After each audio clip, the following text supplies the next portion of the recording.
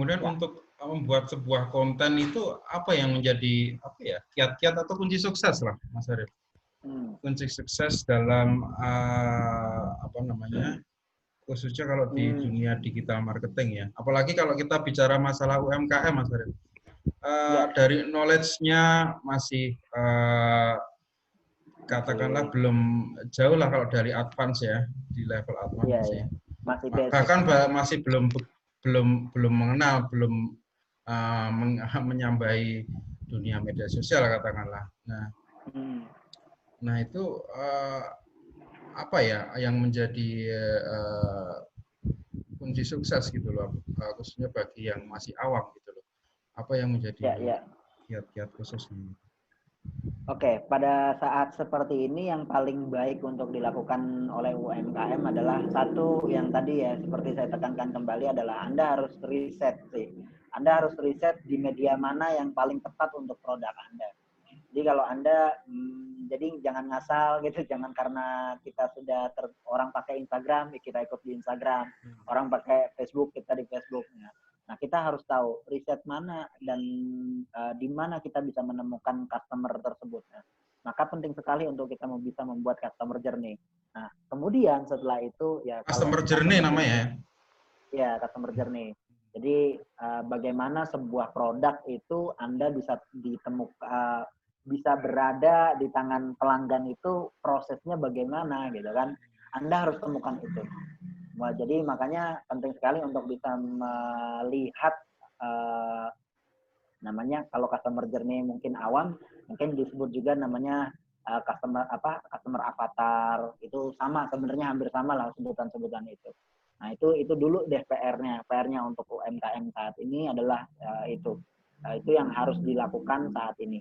Kemudian kalau misalnya sambil kita pelajari tadi customer journey dan sebagainya, yang pada saat ini harus kita lakukan lagi adalah ya kita udah tahu platform mana di mana kita temukan yang terbaik untuk bisa kita jualan, ya, yang terbaik untuk kita bisa tetap terjangkau kepada customer. Maka yang harus kita lakukan kembali adalah bagaimana kita tetap bisa terhubung dengan si pelanggan tersebut ya. Jadi kita terhubung itu banyak caranya. Ya tadi kita bisa sharing gitu kan. Kita dengan cara seperti ini kan sebenarnya Mas Nunu adalah membuat pelanggan terengage dengan Mas Nunu gitu kan, dengan si Sadeane ID gitu kan, betul kan? Artinya di sini Mas Nunu berharap ada yang namanya engagement lah, orang bisa mengambil pembelajaran dari situasi pandemi saat ini. Nah itu adalah artinya ya itu gitu kan. Nah, kemudian ini adalah cara di mana Mas Nunu bisa terhubung. Nah pelanggan atau UMKM atau kita semua ya kita harus bisa memastikan bagaimana kita tetap bisa terhubung dengan si pelanggan di media sosial itu. Nah kalau itu sudah kita lakukan adalah selanjutnya bagaimana ya kan kita udah bisa menjangkau orang nih. Nah sekarang PR-nya selanjutnya adalah gimana orang yang belum tahu si Sadeane ID ini bisa menemukan Sadeane, gimana caranya? Nah itu kan itu yang harus menjadi PR para UMKM. Jadi caranya misalnya dengan hashtag, dengan campaign, cara promosi yang unik dan sebagainya. Nah itu yang harus dilakukan dan juga menjadi istilahnya harus digarap lah dalam waktu dekat ini. Gitu. Kemudian kalau dari saya sih ini ya terkait dengan kita ini saat seperti ini penting sekali melihat yang namanya kompetitor. Jadi terkadang kita itu yang kita kadang mati itu bukan karena kompetitor tapi karena diri kita sendiri kan gitu. Nah saat seperti ini ya kita lihatlah gitu kan bahwa banyak juga kok kompetitor yang merasakan hal yang serupa gitu kan. Emang yang jatuh sejatuh-jatuhnya kita doang kan enggak. Emang yang nggak bisa jualan kita doang kan enggak. Tapi masalahnya adalah kenapa kompetitor tetap mau berusaha? Kok kenapa kita mundur gitu kan? Nah itu yang harus jadi PR.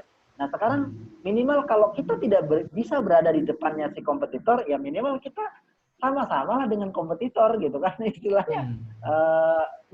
maju bareng lah sama kompetitor. Kalau memang kita tidak bisa bersama kompetitor, melawan si kompetitor tersebut, ya minimal bagaimana kita bisa berusaha untuk si kompetitor itu mau dengan kita, rekanan lah sama kita. Ibaratnya yang tadi saingan, ya gimana kita caranya biar bisa sama-sama gabung bareng lah intinya gitu.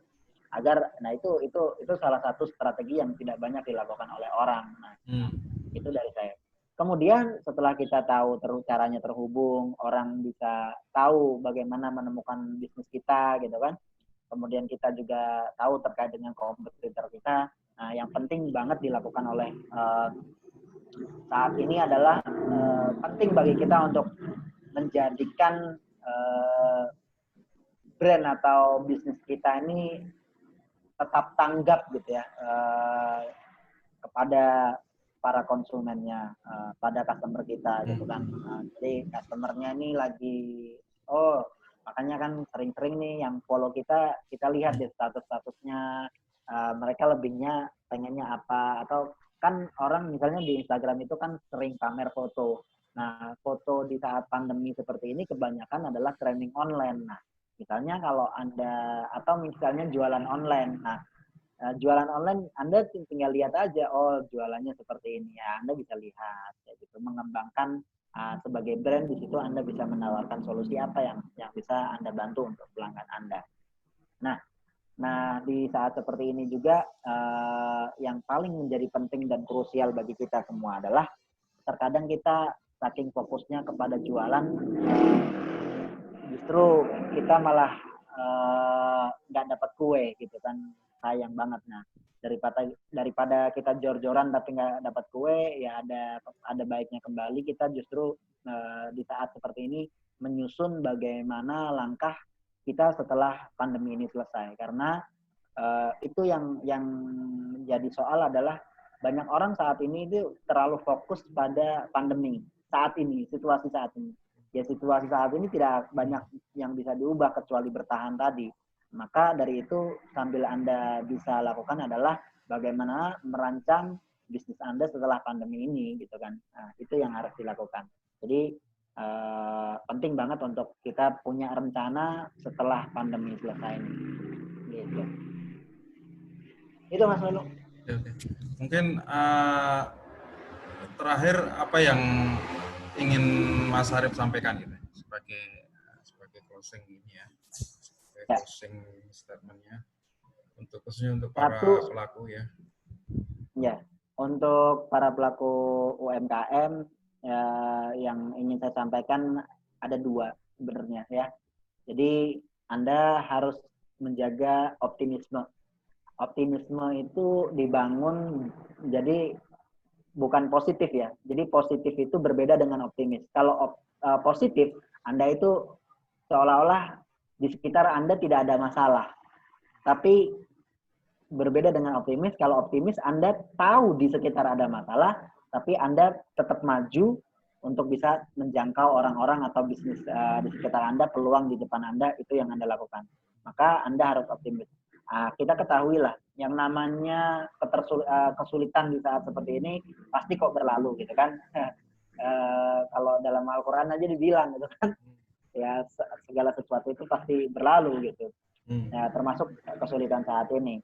Ya inna ma'al yusri yusro. Jadi di balik kesulitan pasti ada kemudahan. Banyak kok orang-orang yang mendapatkan kue di saat pandemi ini. Jadi kalau orang lain dapat kuenya, bagaimana dengan Anda gitu kan? Masa Anda mau berpangku tangan kemudian lepas gitu aja? Jangan dong.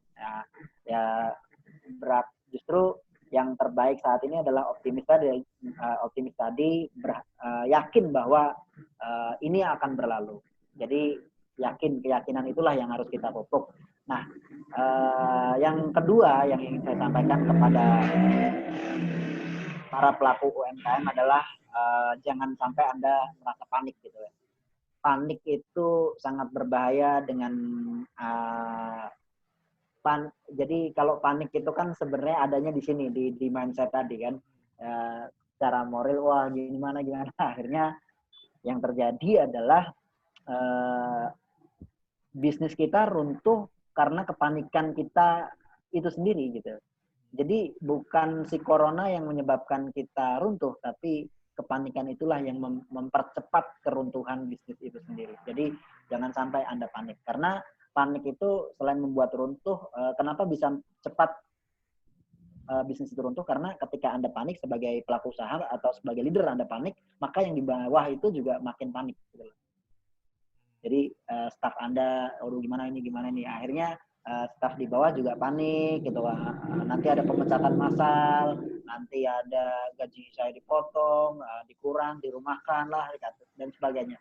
Nah, mereka ketika si staf ini panik, maka yang terjadi adalah mereka tidak bisa bekerja secara efektif. Nah, kalau mereka tidak bisa bekerja secara efektif, maka secara otomatis bisnis Anda pun akan terganggu ke efektivitasannya. Susah banget ngomongnya. karena mungkin udah mau buka jadi agak susah. Nah, ini kan sama lah gitu ya. Ya ngomongin soal buka ya. Bener tadi karena disinggung soal buka puasa. Jadi setiap orang namanya puasa itu pasti ada saatnya berbuka kok. Jadi tenang aja gitu. Jadi tetap sih tenang. Tenang itu bukan berarti Anda membuat situasi ini adem ayem gitu tanpa planning dan rencana sebagainya. Nah, yang Anda harus lakukan adalah tenang tapi susun strategi gitu kan. Ya kayak misalnya bebek lah, kalau kita bicara bebek di atas air itu kan kalau lagi berenang bebeknya di atas air itu kan kepalanya tetap kelihatan tenang. Tapi kan kalau di bawahnya itu Anda nggak pernah tahu, kakinya itu meronta-ronta, dia mau kemana-mana gitu kan. Jadi kayak ini ya, kayak konsepsi air ya, diam-diam menghanyutkan ya. Ya, harus itu yang kita lakukan. Nah, itu yang menjadi penting. Jadi optimis, kemudian jangan panik. Yang ketiga adalah ya sambil berdoa, Anda harus cari lingkungan yang positif sih.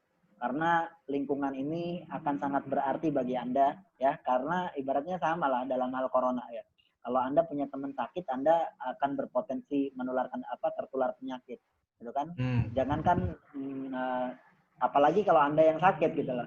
Maka jangankan menyembuhkan, justru Anda sendiri akan menularkan. Jadi saat seperti ini adalah jaga lingkungan. Jaga lingkungan dalam arti ini bagaimana kita tahu semua keadaan ini kita sulit, tapi yang paling menjadi penting adalah bagaimana kita tetap berada di lingkungan positif yang mau cari peluang di tengah kegentingan. Itu yang menjadi soal gitu loh. Gitu Mas Nuno. Ya, memang teman-teman memang apa yang kita gali dari Mas Arif itu memang dari beberapa sisi ya, dari psikologis dan juga dari teknis.